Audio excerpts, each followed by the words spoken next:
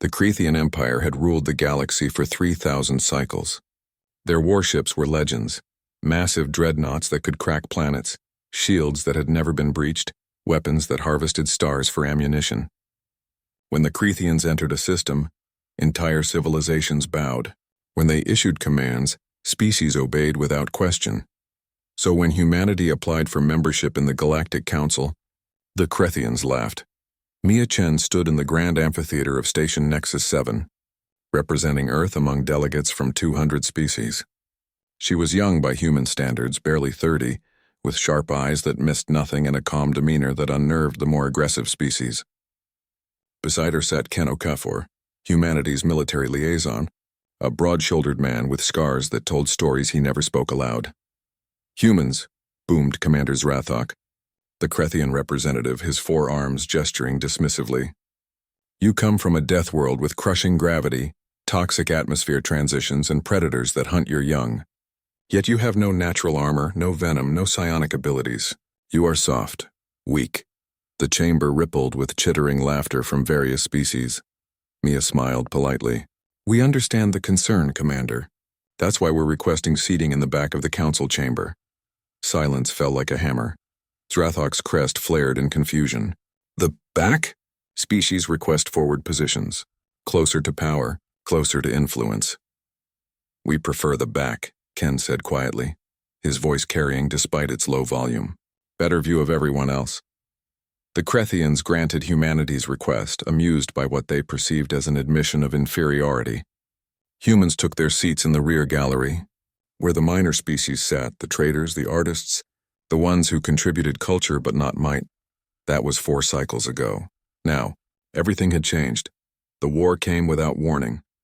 The Devourers, a mechanical swarm from beyond the galactic rim, swept into council space like a plague. They consumed everything. Ships, stations, entire worlds, converting matter into more of themselves. The Crethian fleet engaged them first. The Crethians lost, not just one battle. All of them. Their unbreakable shields shattered. Their planet killers were torn apart and repurposed. In 6 months, the Crethian Empire lost half its territory.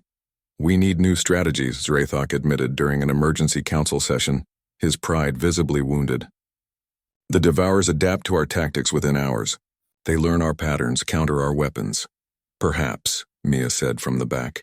"That's because your tactics haven't changed in 3,000 years." Every head in the chamber turned toward her.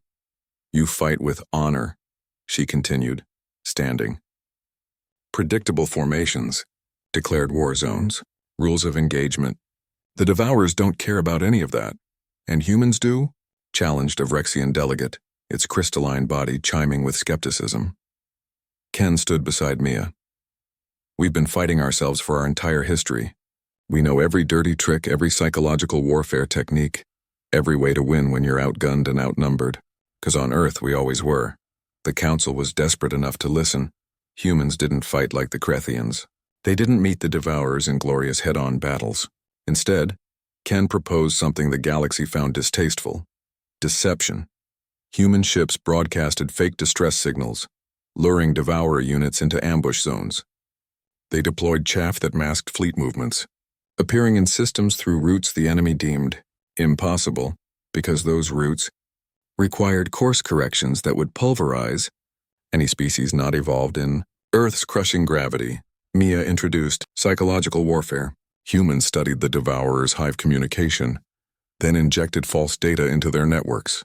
They made the machines paranoid, seeing human fleets where none existed, dividing their forces chasing ghosts. When the Devourers adapted to human tactics, humans changed tactics, every single time. "They're unpredictable," Zrathok observed during a strategy meeting, watching holographic displays of human fleet movements. "How do you coordinate such chaos?" "We don't," Mia explained. "Every human captain has autonomy to improvise. We give them objectives, not instructions. On Earth, rigid command structures got you killed. Adaptation is our evolution," Ken added. "Our ancestors survived ice ages, megafauna, diseases, each other. The ones who couldn't adapt went extinct. We're what's left." The turning point came at the Battle of Threshold Station. The Devourers committed their main fleet, millions of units. expecting the Council's forces to defend the strategic hub directly. Instead, humans led an evacuation, rigged the entire station with antimatter charges, and broadcasted a message claiming Earth's surrender and offering the station as tribute. The Devourers swarmed in to claim their prize.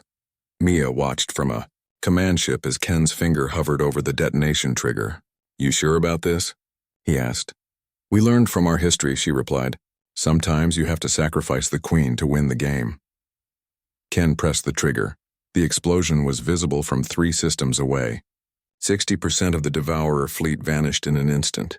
The remainder scattered, their hive mind fractured, their adaptation protocols overloaded by the sheer audacity of the tactic.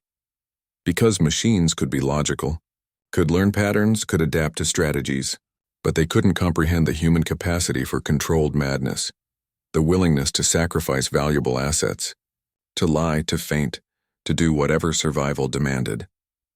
Within a year, the Devourers were pushed back beyond the galactic rim. The Council had won, but everyone knew the truth. Humanity had won it for them. The Creathians offered humans forward seating in the Council chamber. Recognition, power, influence. Mia declined. "We're comfortable in the back," she told Zrathok, who had become something resembling a friend. "It's not about being weak or afraid." "Then why?" he asked, genuinely curious now, his earlier arrogance gone. Ken answered, leaning back in his chair with a slight smile. "Because from the back we can see everyone, see threats developing, see opportunities, see who needs help and who needs watching." He paused. On Earth, the predators that survived weren't always the biggest or strongest. They were the ones who understood their environment, who could observe and adapt. Mia nodded. The galaxy's mightiest species sit in front, projecting power, demanding attention. "That's fine. Let them have the spotlight." "And humans?" Zrathok asked. "We'll be in the back," Mia said quietly, watching everything, ready for anything. Because that's what survivors do. Zrathok understood then. Humanity didn't sit in the back out of weakness. They sat there because it was the most dangerous position to underestimate, the position from which Earth's apex predators had always hunted. The quiet ones. The Watchers. The ones who struck only when necessary, but when they did, struck to win. The galaxy's mightiest species had finally learned. Humans didn't need to sit in front. Everyone else was already in their sights.